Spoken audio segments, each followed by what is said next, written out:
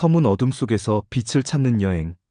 사랑하는 형제자매 여러분, 오늘 우리는 성경의 가장 아름다운 약속 중 하나인 로마서 8장 28절의 깊은 의미를 함께 탐구해 보려 합니다.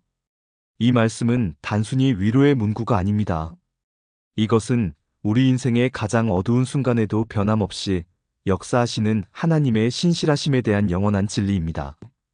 인생을 살아가다 보면 우리는 예기치 못한 고난과 시련을 마주하게 됩니다. 질병이 찾아오고 사랑하는 사람을 잃고 꿈이 무너지고 관계가 파괴되기도 합니다. 그런 순간들에 우리는 묻게 됩니다. 하나님은 어디 계신가? 왜 이런 일들이 일어나는가? 정말로 하나님께서 나를 사랑하신다면 왜 이런 고통을 허락하시는가? 하지만 로마서 8장 28절은 우리에게 전혀 다른 관점을 제시합니다. 이 말씀은 고난이 없다고 약속하지 않습니다. 대신 모든 것, 심지어 우리의 고통과 실패까지도 하나님의 선하신 계획 안에서 선을 위해 사용된다는 놀라운 진리를 선언합니다. 1장 우리가 알거니와 마이너스 확신의 근거. 우리가 알거니와라는 표현으로 시작되는 이 구절은 바울의 깊은 확신을 드러냅니다. 이것은 추측이나 희망사항이 아닙니다. 이것은 경험을 통해 검증된 흔들리지 않는 진리입니다.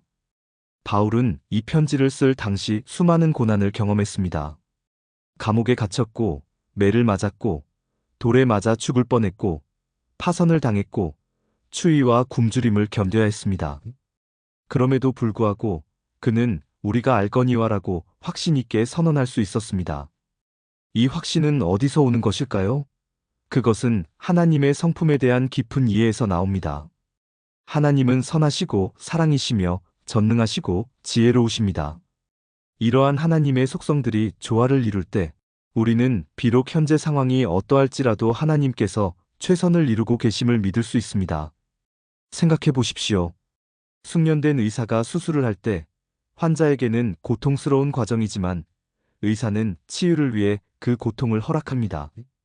마찬가지로 하나님께서는 우리의 영적 성장과 궁극적인 선을 위해 때로는 고통스러운 과정을 허락하십니다. 2장 하나님을 사랑하는 자, 마이너스 사랑의 관계. 이 약속은 모든 사람에게 무조건적으로 주어진 것이 아닙니다. 하나님을 사랑하는 자에게 주어진 특별한 약속입니다. 여기서 사랑은 단순한 감정이 아닙니다. 그것은 신뢰와 순종을 포함하는 깊은 관계를 의미합니다. 하나님을 사랑한다는 것은 무엇을 의미할까요? 그것은 하나님을 인생의 최우선 순위로 두는 것입니다. 하나님의 뜻을 구하고 그분의 말씀에 순종하며 어려운 상황에서도 그분을 신뢰하는 것입니다. 요한일서 4장 19절은 말합니다. 우리가 사랑함은 그가 먼저 우리를 사랑하셨음이라. 우리가 하나님을 사랑할 수 있는 것은 하나님께서 먼저 우리를 사랑해 주셨기 때문입니다. 갈보리 십자가에서 보여주신 그 사랑이 우리 마음에 사랑의 불씨를 피웠습니다. 하나님을 사랑하는 사람은 고난 중에도 다른 반응을 보입니다. 원망하고 불평하기보다는 하나님의 뜻을 구합니다. 절망하기보다는 희망을 품습니다. 왜냐하면 사랑하는 하나님께서 자신의 삶을 주관하고 계심을 믿기 때문입니다. 3장 그의 뜻대로 부르심을 입은 자, 마이너스 거룩한 부르심. 그의 뜻대로 부르심을 입은 자들이라는 표현은 우리의 정체성을 분명히 해줍니다. 우리는 우연히 그리스도인이 된 것이 아닙니다. 하나님의 주권적인 부르심을 받은 것입니다. 이 부르심은 단순히 구원받는 것에서 끝나지 않습니다. 그것은 하나님의 목적을 이루는 삶으로의 부르심입니다. 에베소서 2장 10절은 말합니다. 우리는 그가 만드신 바라 그리스도 예수 안에서 선한 일을 위하여 지으심을 받은 자니 이 일은 하나님이 전에 예비하사 우리로 그 가운데서 행하게 하려 하심이니라. 하나님의 부르심을 받은 사람은 자신의 삶에 특별한 목적이 있음을 압니다. 그래서 고난이 와도 내 인생이 끝났다고 절망하지 않습니다. 대신 하나님께서 이 상황을 통해 무엇을 하려고 하시는가? 를 묻습니다. 구약의 요셉을 생각해 보십시오. 형들에게 팔려 노예가 되고 억울하게 감옥에 갇히는 고난을 겪었지만 결국 하나님께서는 그 모든 것을 사용하여 이스라엘 민족을 구원하는 큰 일을 이루셨습니다. 요셉은 형들에게 말했습니다. 당신들은 나를 해하려 하였으나 하나님은 그것을 선으로 바꾸사 오늘과 같이 많은 백성의 생명을 구원하게 하려 하셨나니다. 4장 모든 것이 마이너스 예외 없는 포함. 모든 것이라는 표현은 얼마나 포괄적인지요. 여기에는 예외가 없습니다. 좋은 일도 나쁜 일도 우리가 이해할 수 있는 일도 이해할 수 없는 일도 모두 포함됩니다. 우리는 종종 선택적으로 하나님의 개입을 인정하려고 합니다. 좋은 일이 생기면 하나님의 축복이라고 하지만 나쁜 일이 생기면 우연히 일어난 불행이라고 생각하기 쉽습니다. 하지만 성경은 그렇게 말하지 않습니다. 모든 것이에는 우리의 실수도 포함됩니다. 우리의 죄와 잘못된 선택까지도 하나님께서는 선을 위해 사용하실 수 있습니다. 물론 이것이 죄를 가볍게 여기라는 의미는 아닙니다.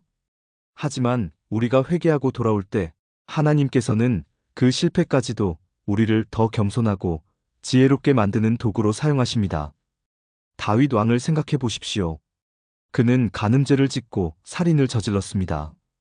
그러나 진정으로 회개한 후 그는 더욱 하나님을 의지하는 사람이 되었고 시편 51편과 같은 깊은 회개의 노래를 남겼습니다.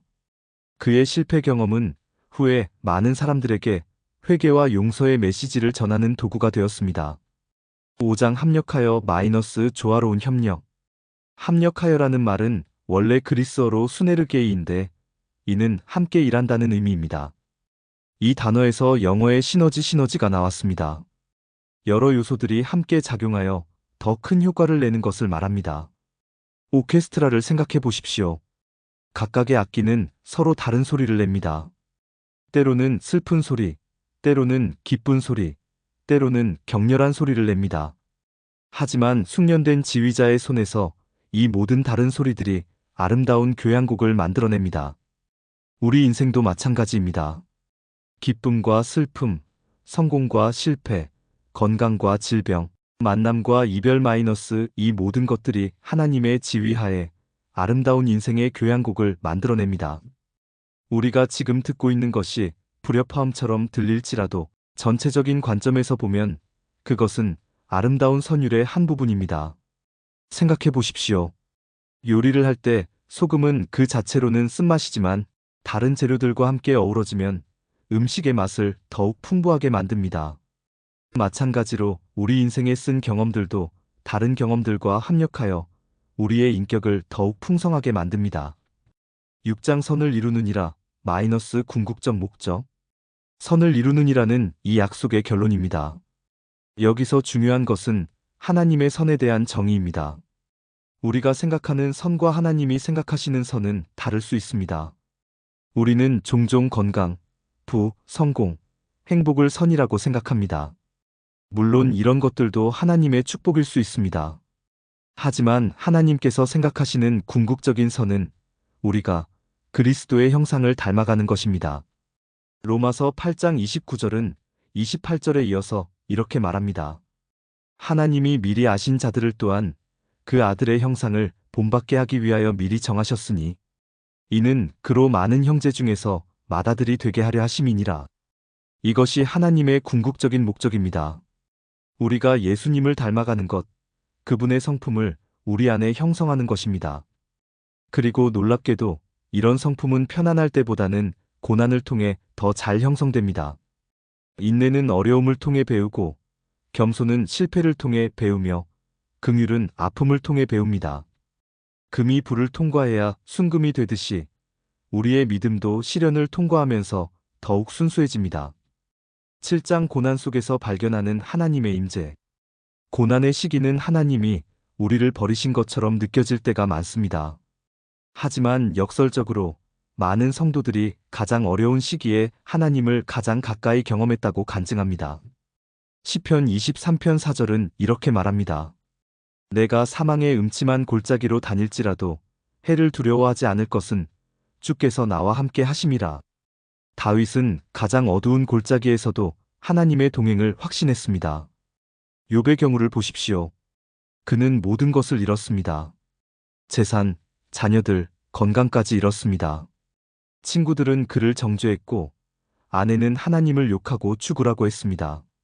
하지만 그 극심한 고난 가운데서 욥은 하나님에 대한 더 깊은 이해에 도달했습니다. 그는 마지막에 고백합니다. 내가 주에 대하여 귀로 듣기만 하였사더니 이제는 눈으로 주를 배움나이다. 고난은 우리로 하여금 하나님 외에는 의지할 곳이 없음을 깨닫게 합니다. 우리의 모든 안전장치가 무너질 때 우리는 진정한 안전은 오직 하나님 안에만 있음을 발견합니다. 이것이 고난의 은혜입니다. 8장 연단받는 믿음. 베드로전서 1장 6-7절은 이렇게 말합니다. 그러므로 너희가 이제 여러 가지 시험으로 말미암아 잠깐 근심하게 되지 않을 수 없으나 오히려 즐거워하는도다. 너희 믿음의 확실함은 불로 연단하여도 없어질 금보다 더 귀하여 예수 그리스도께서 나타나실 때에 칭찬과 영광과 존귀를 얻게 할 것임이라. 믿음은 시험을 통해 정제됩니다.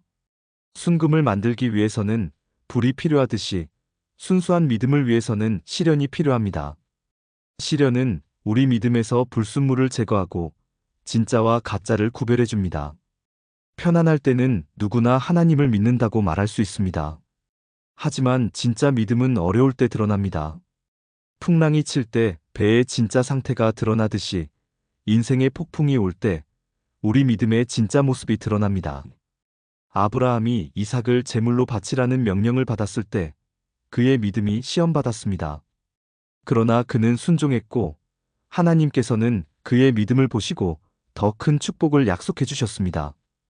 그 시험을 통과한 아브라함은 믿음의 조상이라는 영광스러운 칭호를 얻었습니다.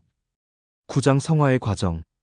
로마서 8장 28절에서는 단순히 우리를 편안하게 해주는 것이 아닙니다. 그것은 우리를 거룩하게 만드는 것, 즉 성화의 과정입니다. 성화란 예수님의 성품을 닮아가는 과정입니다. 이 과정은 평생에 걸쳐 일어나며 때로는 고통스러운 과정을 수반합니다. 조각가가 아름다운 조각품을 만들기 위해 돌을 깎아내듯이 하나님께서는 우리를 아름다운 성품으로 빚어가시기 위해 때로는 고통스러운 과정을 허락하십니다. 히브리서 12장 5-6절은 말합니다. 또 아들들에게 권하는 것 같이 너희에게 권면하신 말씀도 잊었도다 일러스되 내 아들아 주의 징계하심을 경히 여기지 말며 그에게 꾸지람을 받을 때에 낙심하지 말라. 주께서 사랑하시는 자를 징계하시고 그가 받아들이시는 아들마다 채찍질하심이라. 하나님의 징계는 사랑의 표현입니다. 좋은 부모가 자녀를 사랑해서 훈계하듯이 하나님께서도 우리를 사랑하셔서 때로는 고난을 허락하십니다. 그 목적은 우리를 파괴하려는 것이 아니라 더 나은 사람으로 만들려는 것입니다. 십장 타인을 섬기는 도구. 고난은 또한 우리를 다른 사람들을 섬기는 도구로 만듭니다. 고통을 겪어본 사람만이 고통받는 사람의 마음을 진정으로 이해할 수 있습니다. 고린도후서 1장 3-4절은 이렇게 말합니다. 찬송하리로다 그는 우리 주 예수 그리스도의 하나님이시요 자비의 아버지시요 모든 위로의 하나님이시며 모든 환난 중에서 우리를 위로하사 우리로 하여금 하나님께 받는 위로로서 모든 환난 중에 있는 자들을 능히 위로하게 하시는 이시로다. 우리가 받은 위로를 다른 사람들에게 나누어 주는 것, 이것이 고난의 또 다른 목적입니다. 상처받은 치료자가 되어 다른 사람의 상처를 치유해 주는 것입니다. 암을 이겨낸 사람이 암 환자들에게 희망을 줄 수 있듯이 이혼의 아픔을 겪고 치유받은 사람이 같은 어려움을 겪는 사람들에게 위로를 줄 수 있습니다. 하나님께서는 우리의 고난을 헛되이 버려두지 않으시고 그것을 통해 다른 사람들을 돕는 도구로 사용하십니다. 11장 영원한 관점. 바울은 고린도후서 4장 17절에서 이렇게 말했습니다. 우리가 잠시 받는 환난에 경한 것이 지극히 크고 영원한 영광에 중한 것을 우리에게 이루게 함이니 현재의 고난은 잠시이고 경한 것입니다. 반면에 우리가 받을 영광은 지극히 크고 영원한 것입니다. 이런 영원한 관점으로 볼 때 현재의 고난은 견딜만한 것이 됩니다. 우리는 종종 현재의 어려움에만 집중하여 절망합니다. 하지만 성경은 우리에게 더 큰 그림을 보라고 말합니다. 지금의 고난은 영원의 관점에서 보면 찰나와 같습니다. 마치 여성이 해산의 고통을 겪지만 아이가 태어나면 그 기쁨 때문에 고통을 잊어버리듯이 우리도 영원한 영광을 받을 때 현재의 모든 고난을 잊어버릴 것입니다. 12장 소망의 닷. 히브리서 6장 19절은 소망을 영혼의 탑 같아서 튼튼하고 견고하다고 표현합니다. 배가 폭풍을 만났을 때 닷이 배를 안전하게 지켜주듯이 소망은 우리를 인생의 폭풍에서 안전하게 지켜줍니다. 이 소망은 막연한 기대가 아닙니다. 그것은 하나님의 약속에 기초한 확실한 소망입니다. 로마서 8장 28절의 약속이 바로 우리 소망의 근거입니다. 노아는 아직 비가 오지 않았을 때 방주를 지었습니다. 사람들이 비웃었지만 그는 하나님의 약속을 믿고 계속 일했습니다. 결국 홍수가 왔을 때 방주는 그의 가족을 구원했습니다. 우리도 마찬가지입니다.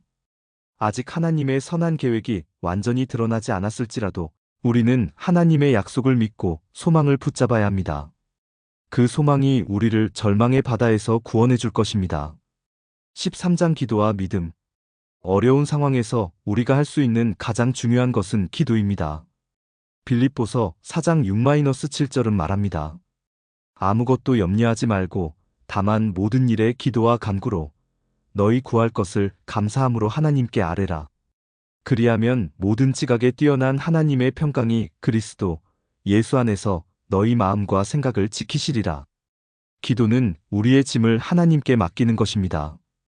우리가 해결할 수 없는 문제들을 전능하신 하나님께 맡기고 그분의 지혜와 능력을 의지하는 것입니다. 또한 우리는 믿음으로 기도해야 합니다. 야고보서 1장 6절은 오직 믿음으로 구하고 조금도 의심하지 말라고 말합니다. 우리가 구하는 것이 하나님의 뜻에 합당하다면 하나님께서 응답해 주실 것을 믿어야 합니다. 때로는 하나님의 응답이 우리가 원하는 방식과 다를 수 있습니다. 하지만 하나님의 응답은 항상 우리에게 최선입니다. 우리는 하나님의 지혜를 신뢰하고 그분의 때를 기다릴 줄 알아야 합니다. 14장 공동체의 힘. 고난을 혼자 견뎌내려고 하지 마십시오. 하나님께서는 우리에게 믿음의 공동체를 주셨습니다. 갈라디아서 6장 2절은 너희가 짐을 서로 지라 그리하여 그리스도의 법을 성취하라고 말합니다. 교회는 상처받은 사람들이 치유받는 곳이어야 합니다. 서로의 짐을 나누어 지고 함께 기도하며 서로를 격려하는 곳이어야 합니다. 사도행전의 초대교회를 보십시오. 그들은 모든 것을 공유하며 서로를 돌보았습니다. 믿는 사람이 다 함께 있어 모든 물건을 서로 통용하고 또 재산과 소유를 팔아 각 사람의 필요를 따라 나누어 주며 사도행전 244-45.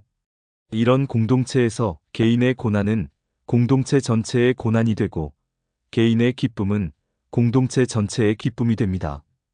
로마서 12장 15절이 말하는 것처럼 즐거워하는 자들과 함께 즐거워하고 우는 자들과 함께 울라는 것입니다. 혼자서는 감당하기 어려운 무거운 짐도 여러 사람이 함께 들면 가벼워집니다. 마찬가지로 인생의 무거운 고난도 믿음의 형제자매들과 함께 나누면 견딜만해집니다. 15장 감사하는 마음. 데살로니가전서 5장 18절은 범사에 감사하라. 이것이 그리스도 예수 안에서 너희를 향하신 하나님의 뜻이니라고 말합니다. 범사에 감사하라는 것은 고난 중에도 감사할 이유를 찾으라는 의미입니다. 이것이 쉬운 일은 아닙니다. 고통 중에 감사하라는 것은 인간적으로는 이해하기 어려운 명령입니다. 하지만 이것이 하나님의 뜻입니다. 우리가 고난 자체에 감사하는 것이 아닙니다. 고난을 통해 이루실 하나님의 선한 뜻에 감사하는 것입니다. 고난이 우리를 더 성숙하게 만들고 하나님을 더 의지하게 만들며 다른 사람들을 더 잘 섬길 수 있게 해준다는 사실에 감사하는 것입니다. 바울과 실라가 빌립보 감옥에서 매를 맞고 족쇄에 채워진 상태에서도 찬송했던 것을 기억하십시오. 그들의 찬송은 간수와 다른 죄수들에게 복음을 전하는 기회가 되었고 결국 간수와 그의 가족이 구원받는 역사가 일어났습니다. 감사는 우리의 관점을 바꿉니다. 문제에 집중하던 시선을 하나님께 돌리게 하고 절망을 소망으로 바꿔줍니다. 감사는 영적인 무기입니다. 16장 하나님의 시간표. 전도서 3장 1절은 범사에 기한이 있고 천하만사가 다 때가 있나니라고 말합니다. 하나님께는 완벽한 시간표가 있습니다. 우리의 급함과 하나님의 때는 다릅니다. 우리는 즉시 해결되기를 원하지만 하나님께서는 때로 기다리게 하십니다. 그 기다림의 시간도 하나님의 계획 안에 있습니다. 기다리는 동안 우리는 인내를 배우고 하나님을 더 의지하게 되며 하나님의 방법이 최선임을 깨닫게 됩니다. 아브라함은 25년을 기다렸습니다. 이삭을 낳기까지 25년이라는 긴 시간을 기다려야 했습니다. 그 기다림의 시간 동안 그의 믿음은 더욱 견고해졌고 마침내 약속의 아들을 얻었을 때 그 기쁨은 배가 되었습니다. 모세는 80세가 되어서야 이스라엘을 구원하는 사명을 시작했습니다.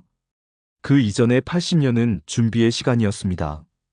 왕궁에서 40년, 광야에서 40년을 보내며 하나님께서는 그를 준비시키셨습니다. 하나님의 시간표는 완벽합니다. 너무 일찍도 너무 늦지도 않습니다. 우리는 하나님의 때를 신뢰하고 기다릴 줄 알아야 합니다. 17장 십자가의 관점. 로마서 8장 28절을 이해하는 가장 중요한 열쇠는 십자가입니다. 십자가는 하나님께서 어떻게 가장 끔찍한 악을 가장 위대한 선으로 바꾸셨는지를 보여주는 완벽한 예입니다. 인류 역사상 가장 큰 불의는 무죄한 하나님의 아들이 십자가에서 죽임을 당한 것입니다.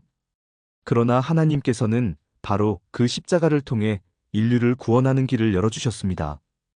가장 큰 악이 가장 큰 선으로 변한 것입니다. 사탄은 예수님을 십자가에 못 박음으로써 승리했다고 생각했을 것입니다. 하지만 실제로는 그것이 자신의 패배를 가져온 결정적인 행동이었습니다. 십자가는 사탄의 머리를 상하게 한 결정타였습니다. 이것이 로마서 8장 28절의 원리입니다. 원수가 악을 계획할지라도 하나님께서는 그 악까지도 선을 위해 사용하십니다.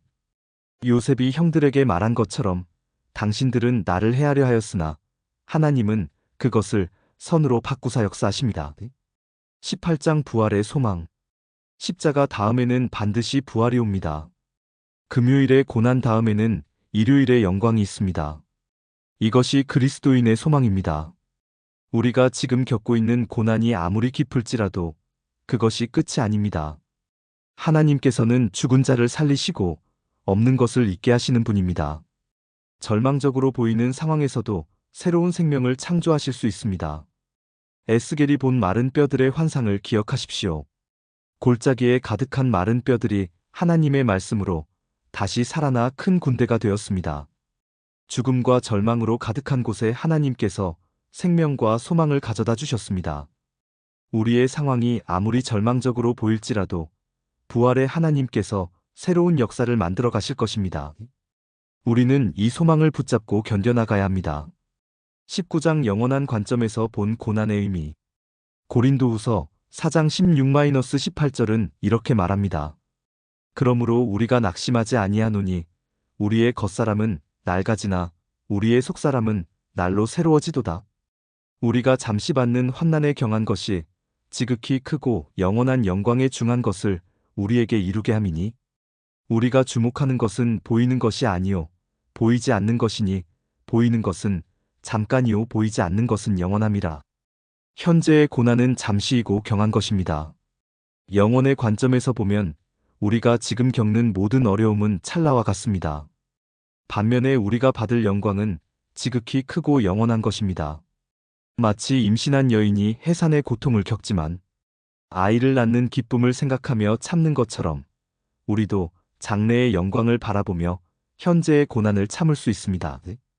베드로전서 1장 3-4절은 우리 주 예수 그리스도의 아버지 하나님을 찬송하리로다. 그의 많으신 긍휼대로 예수 그리스도를 죽은 자 가운데서 부활하게 하심으로 말미암아 우리를 거듭나게 하사 산 소망이 있게 하시며 썩지 않고 더럽혀지지 않고 쇠하지 아니하는 유업을 있게 하시나니 곧 너희를 위하여 하늘에 간직하신 것이라고 말합니다. 우리에게는 썩지 않는 유업이 하늘에 예비되어 있습니다.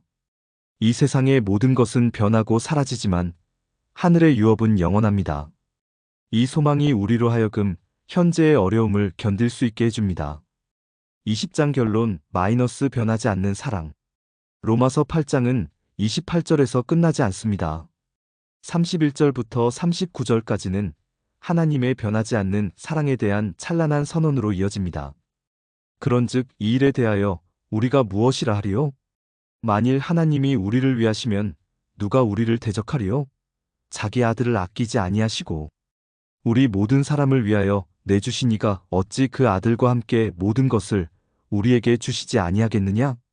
하나님께서 우리를 위해 자기 아들까지 내주셨다면 우리에게 필요한 것을 주시지 않을 리가 없습니다. 이것이 우리가 가진 확신의 근거입니다. 그리고 마지막에 바울은 이렇게 선언합니다. 내가 확신하노니 사망이나 생명이나 천사들이나 권세자들이나 현재 일이나 장래 일이나 능력이나 높음이나 깊음이나 다른 어떤 피조물이라도 우리를 우리 주 그리스도 예수 안에 있는 하나님의 사랑에서 끊을 수 없으리라. 이것이 우리의 최종적인 확신입니다. 어떤 상황에서도 어떤 고난이 와도 하나님의 사랑은 변하지 않습니다. 그 사랑이 모든 것을 합력하여 선을 이루게 하는 원동력입니다. 에피아이의 로지유의 소망의 여정을 마치며 사랑하는 형제자매 여러분, 우리는 함께 로마서 8장 28절의 깊은 바다를 항해했습니다.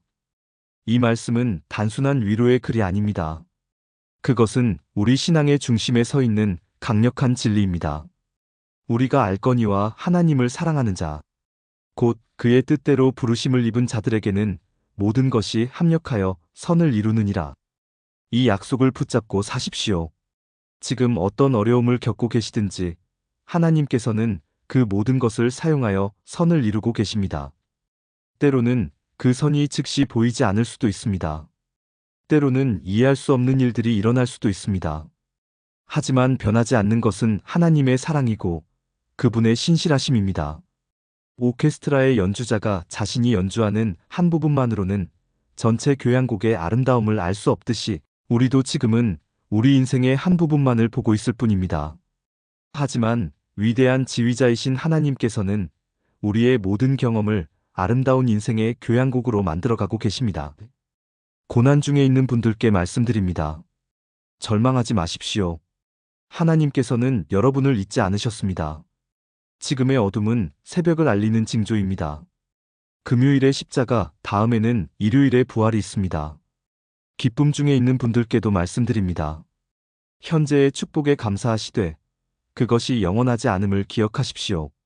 좋을 때나 나쁠 때나 변하지 않는 것은 하나님의 사랑입니다. 모든 성도들께 권합니다. 이 말씀을 여러분의 마음 깊이 새기시고 매일 묵상하시기 바랍니다. 어려운 일이 생길 때마다 이 약속을 기억하시고 하나님의 선하신 계획을 신뢰하시기 바랍니다. 그리고 이 복된 소식을 혼자만 간직하지 마시고 고난 중에 있는 다른 이들과 나누시기 바랍니다. 여러분이 받은 위로로서 다른 이들을 위로하십시오. 마지막으로 매일 이 고백으로 하루를 시작하시기 바랍니다. 하나님께서 나를 사랑하신다. 그분은 모든 것을 합력하여 선을 이루신다. 오늘 무슨 일이 일어날지라도 하나님의 사랑 안에서 모든 것이 합력하여 선을 이룰 것이다. 나는 이것을 믿는다. 아멘. 이 믿음 위에 굳게 서서 소망 가운데 살아가시는 여러분 모두가 되시기를 간절히 기도합니다. 하나님의 은혜와 평강이 여러분과 함께 하시기를 축원합니다.